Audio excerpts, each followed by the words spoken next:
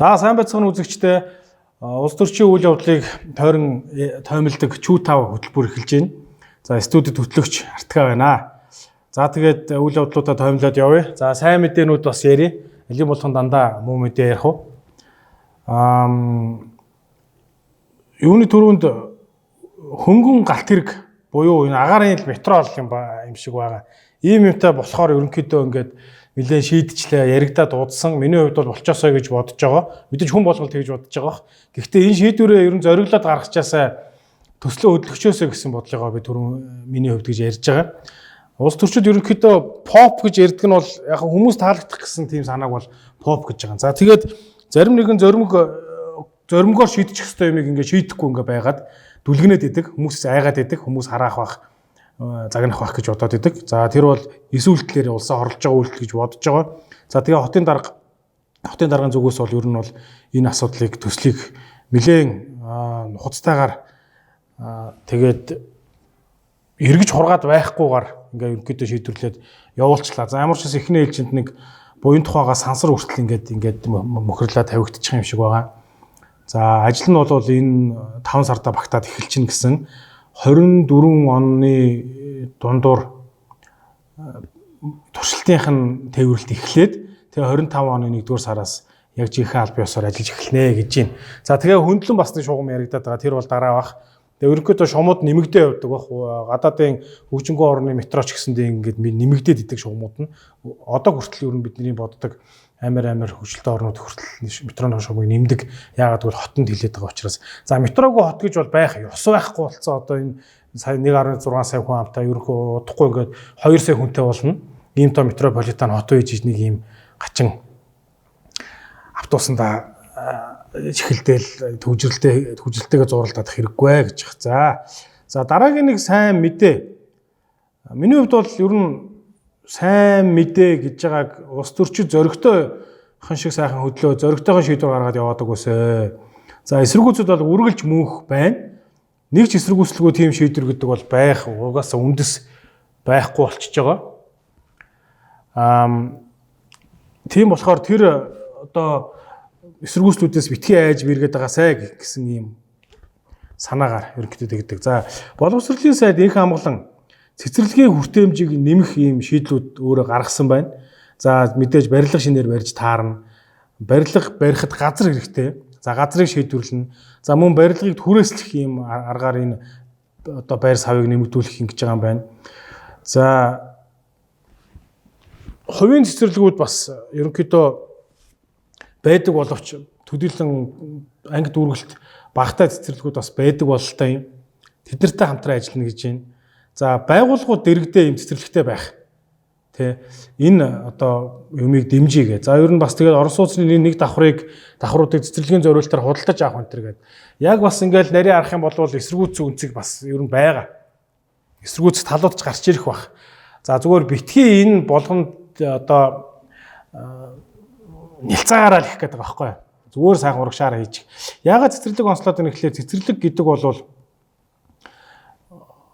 одоо заавал хүн ингэж хараа байж хаас өөр аргагүй насны хүмүүс байж байгаа. Тэднийг харахын тулд нас дүрсэн хүн эрэхтэй болдог.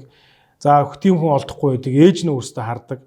За тэр гэр бүлийн орлогын гэдэг юм уу бүтээмж орлого буурж байгаа. Энэс болоод нөгөө талаар хувь хүний хөгжилд бас нөлөөтэй. Гэртээ хүүхдээ хараад суугаад байгаа эмэгтэйчүүд ямар нэгэн байдлаар бас мүлийж байгаа. Сурсан эрдэм мэдлэг нь бас муудчлаа байх. Иймэрхүү байдлаар. За ингээд ерөнхийдөө асуудлыг суурайрын шийдье. Ажилгүйдэл одоо нийгмийн бүтээмж энэ тэрийгээ ярих юм бол цэцэрлэг гэдэг бол яхаа аргагүй суур шийдэлмөө гэсэн ийм юм дээр бас санал нийлж байна. За нийслэлийн хүн ам нэмэгцээр байгаа цэцэрлэгийн бүтээмж бол багассаар байх нь тодорхой.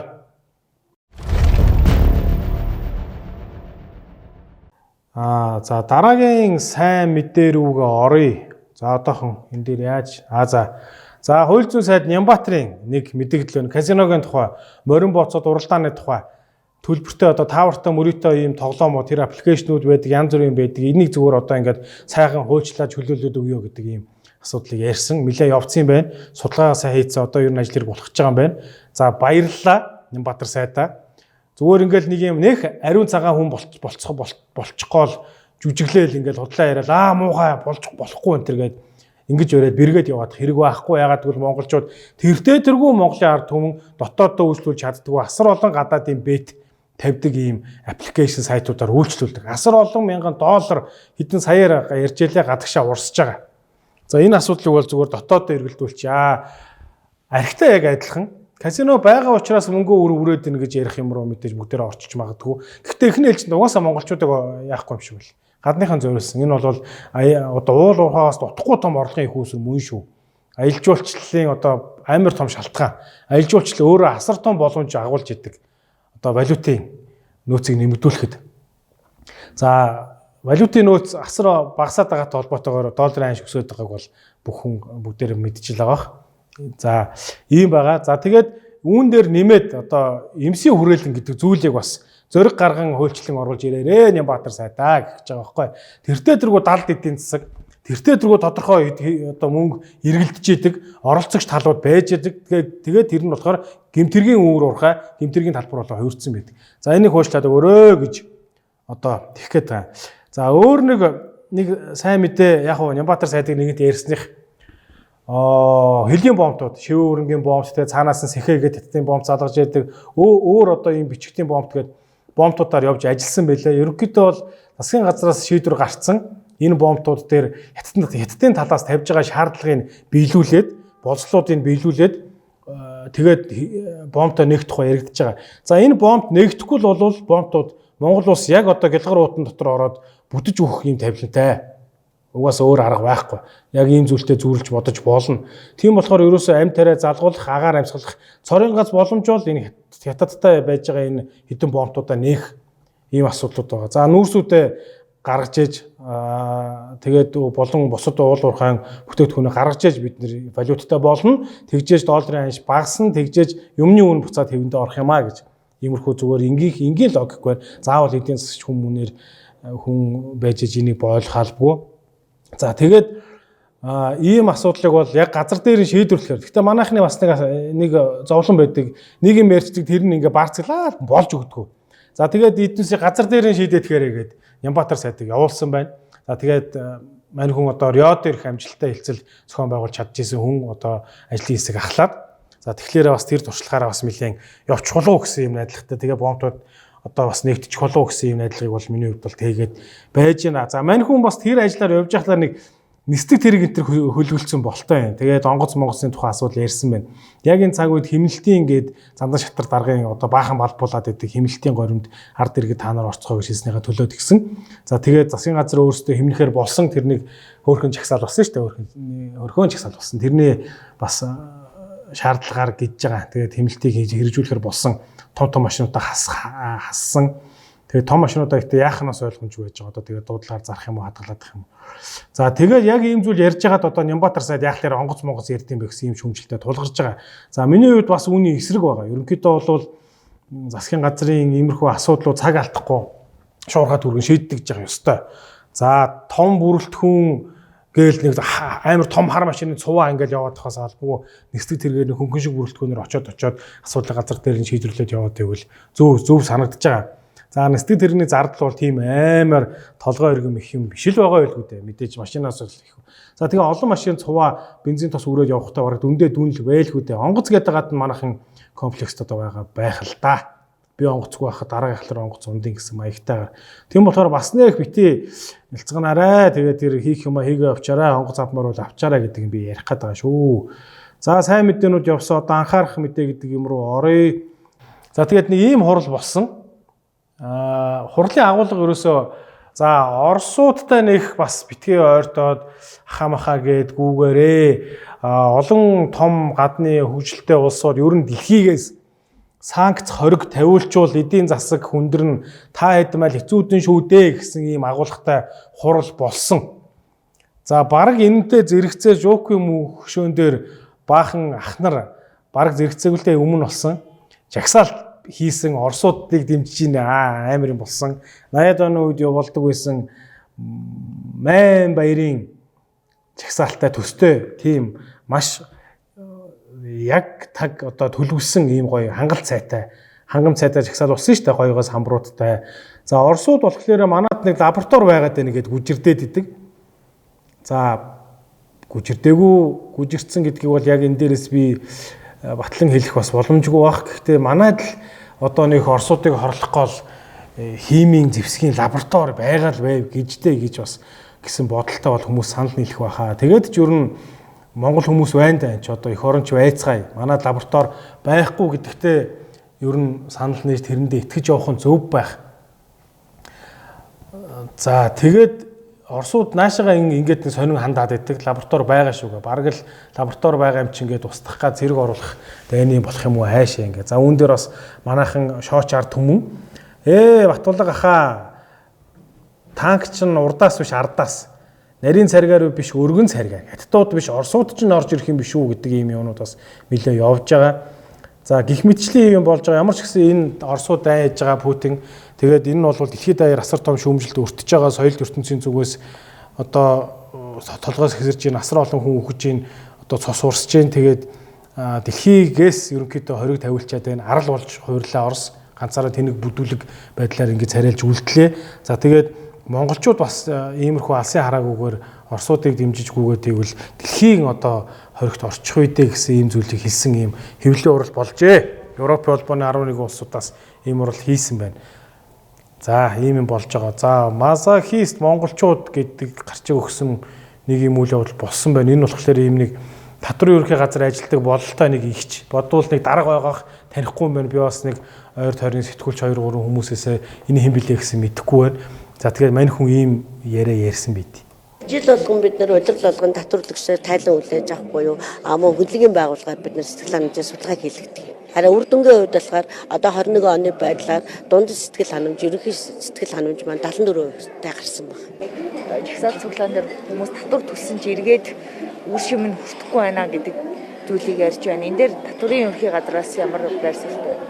Татварын үр шимийг хүртэхгүй байна гэдэг нь зүгээр ойлголтын зөрүү болов гэж бодож байна. Боловсролыг бид нар дэвшил. Татварын хүчин, татварын орлогоор бид нар бол энэ нийгмийн энэ харилцаа чинь бүрдэж явж байгаа шүү дээ. Бүх зардал татварын орлогын бүрдэлтээс гарч байгаа. За, мань хүн болвол ийм юм ярьлаа. Татвар төлөгч монголчууд татвараа төлсөндөө сэтгэл ханамж 74% байдаг гэдэг.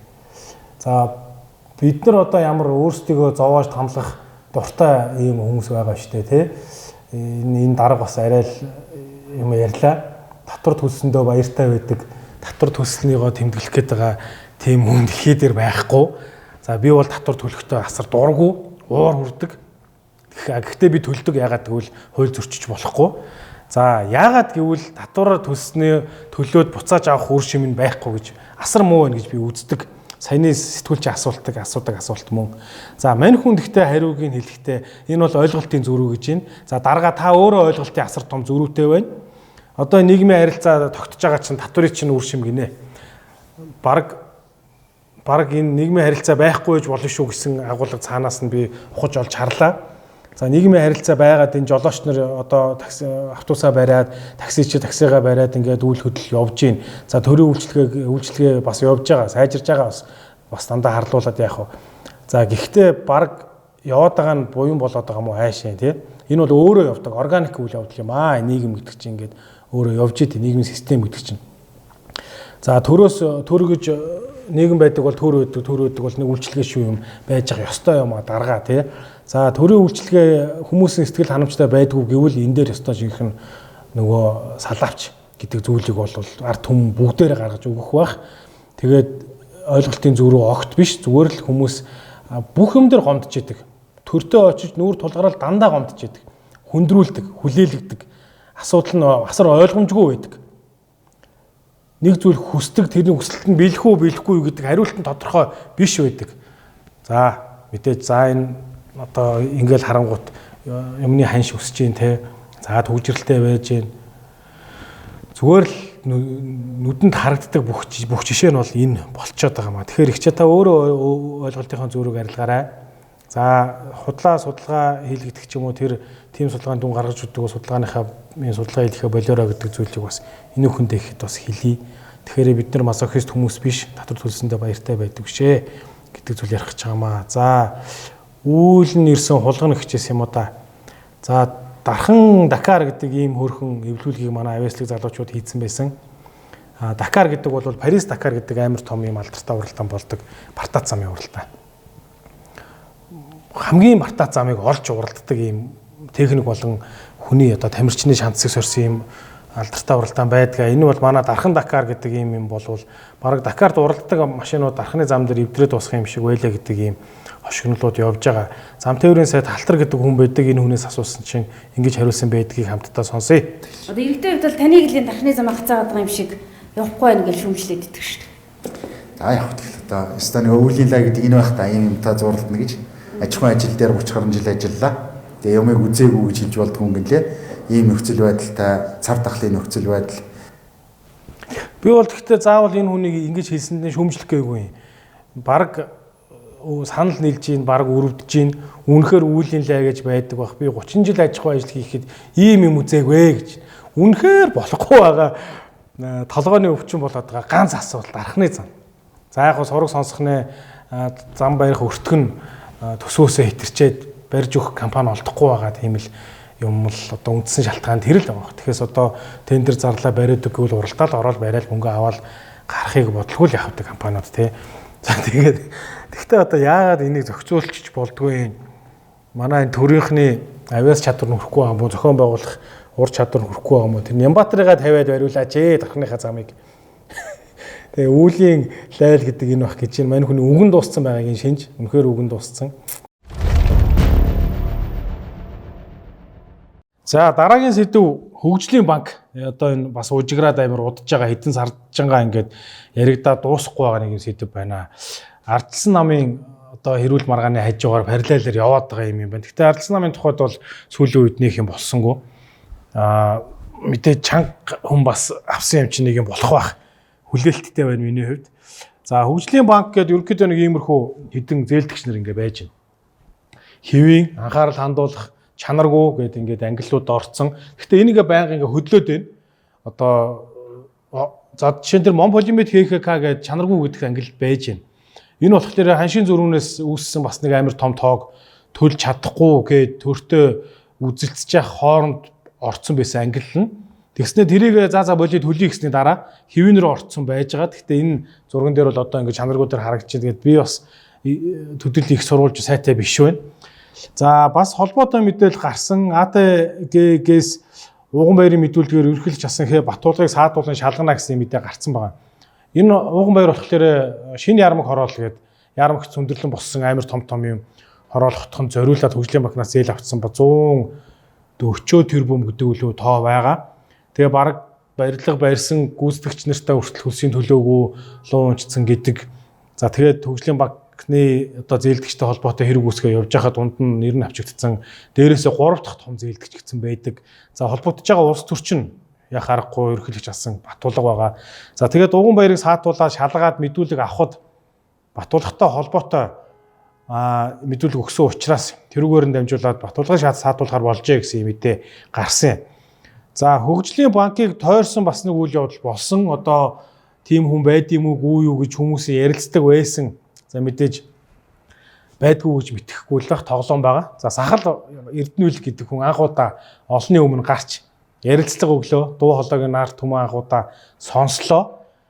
За Улаанбаалаар орсон.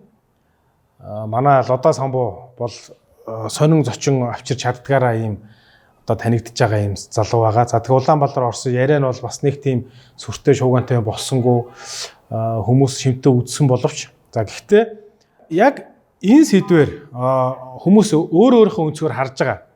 За тэгээд сэтгүүлч нар ялангуяа нэлээд сайн судалж байгаа. Одоо тэдний ажил одоо мэргэжлийнх нь үүргэн тэр.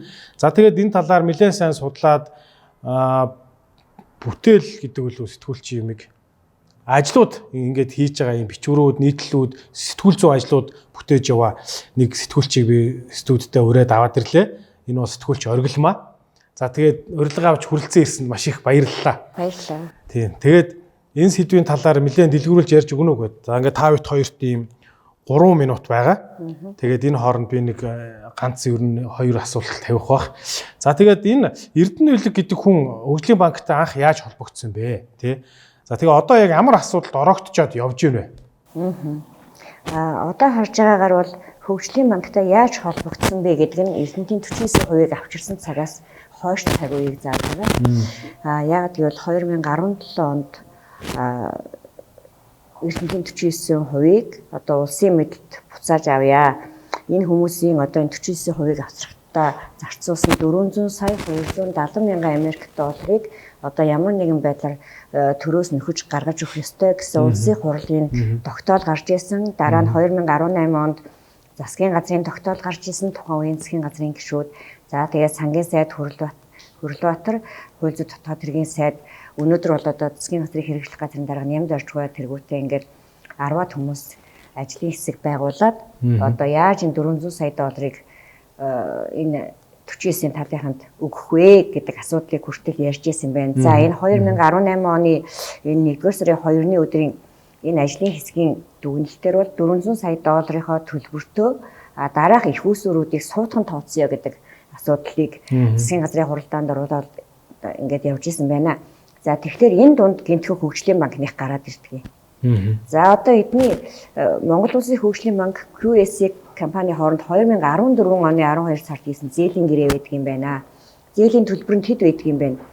За ингээд нэлээд хэдэн удаагийн зээлийн гэрээ байгаа. Тэгснээ хөгжлийн банк, худалдаа хөгжлийн банк хоорондоо бас нэлээд олон зээлийн гэрээ байгаа. За ингээд энэ талуудын одоо ажлын хэсгийнхний тогтоосноор нийт 81 тэрбум ч байдаг юм уу? Ийм дүн гаргасан байна л да.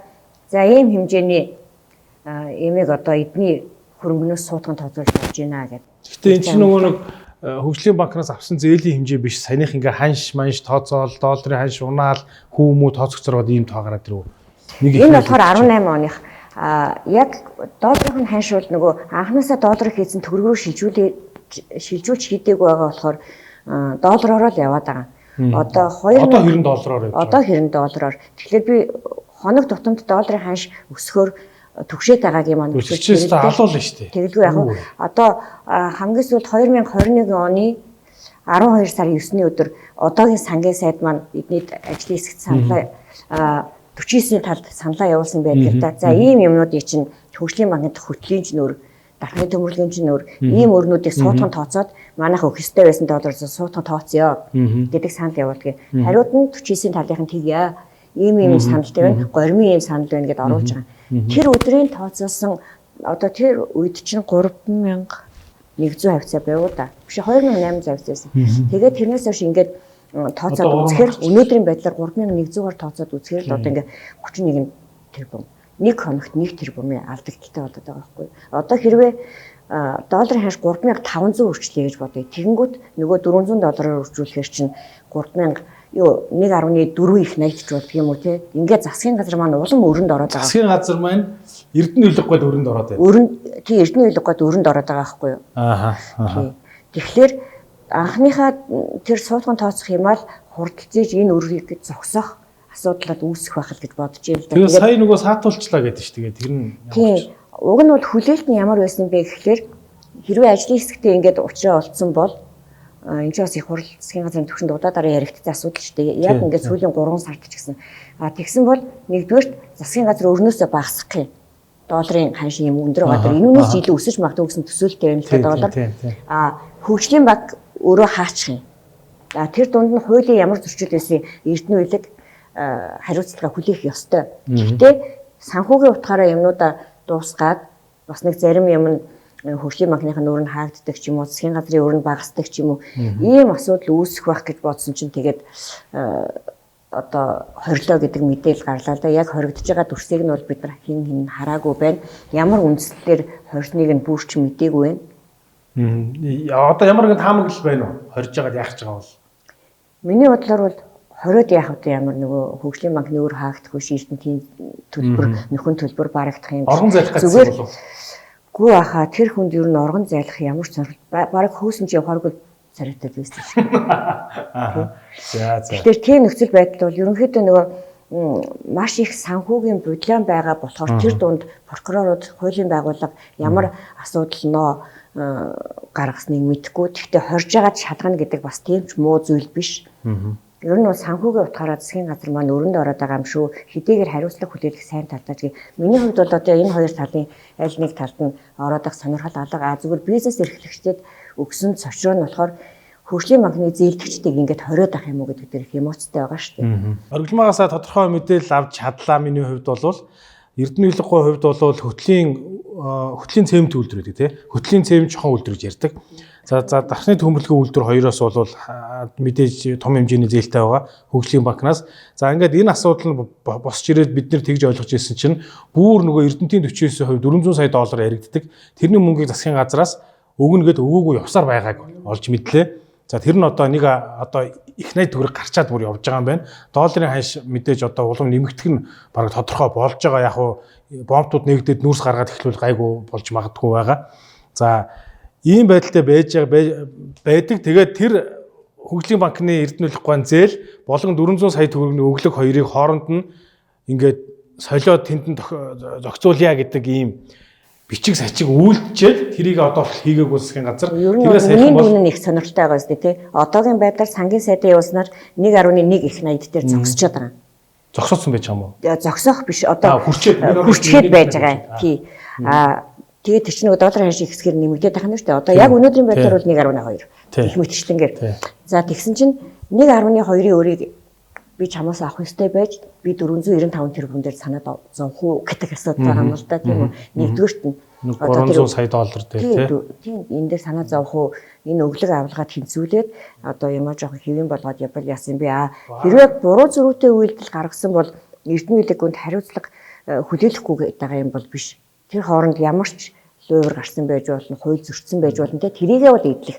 Санхүүгийн утгаараа бол хөгжлийн банкны өрийг төлөвлөх гэж энэ асуудлыг ер нь эхэлсэн юм уу? Шал өөр утгатай асуудал юм уу гэж сүүлдээ бодоход хүрч байгаа байхгүй. Хөгжлийн банкныхаа өрийг төлөв гэдэг байгаа хүнийг чамаас авмааргүй байна гэдээ авчид хийн гэдгийг яг ямар утгатай юм бэ? Зорилго нь ойлгохдохгүй. Тэгвэл саяны Улаанбаатар Эрдэнэлэх гуйны тухай ярьсан уу? Яг саяны шиг тэрэн дотор ерөөсөө энэ асуултны хариуг биш хөгжлийн банкыг яах гэж байгуулсан, яаж ажиллах ёстой вэ гэдгийг л ойлгосон. Тий. Манай улс юм бол аж үйлдвэртэй байх ёстой. Аж үйлдвэртэй байвал том төслүүдийг санхүүжүүлдэг байх ёстой.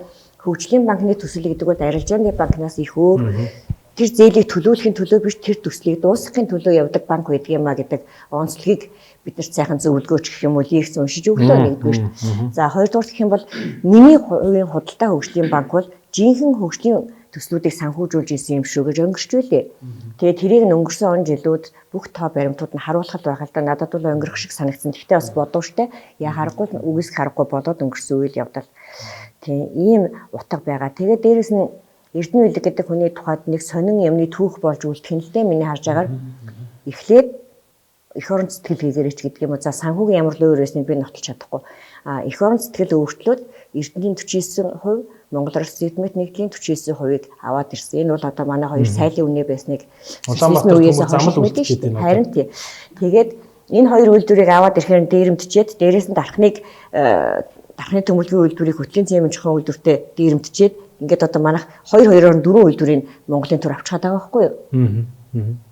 За одоо тэгээд уг нь улаан нүртэй байсан бол нөгөө Улаанбаатар төмөл замынхаа 49% гэж би одоогоос тэр асуултыг хүлээж ялаа л да. Гэхдээ тэр хүний нэвтрүүлгийнх нь ирэх болохоор яаж болохгүй байсан. Ер нь бол хэрвээ асуултыг тавиад үзвэл бас сонирхолтой хариулт авч мэдхээр санагдсан. Яагаад гэвэл тэр хүн одоо Монголд олон л санхүүгийн мэргэжилтэй хүмүүс байдаг ах их өөр итгээд тийм хэлцэл хийж чаддгаар алдартай юм гэм билээ бас хүмүүсээс сонсоод.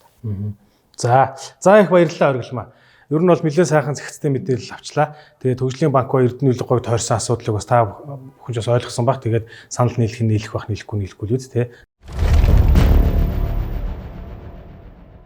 За тэгээд тайм маань Оргилмаа сэтгүүлчийн тусламжаар бас гайгүй мэдээлэл хүргэсэн байх гэж бодож байна. Тэгээд анхаарал тавьсанд баярлалаа. Чүтав хөтөлбөрийн нэг ээлжилт дугаар байлаа.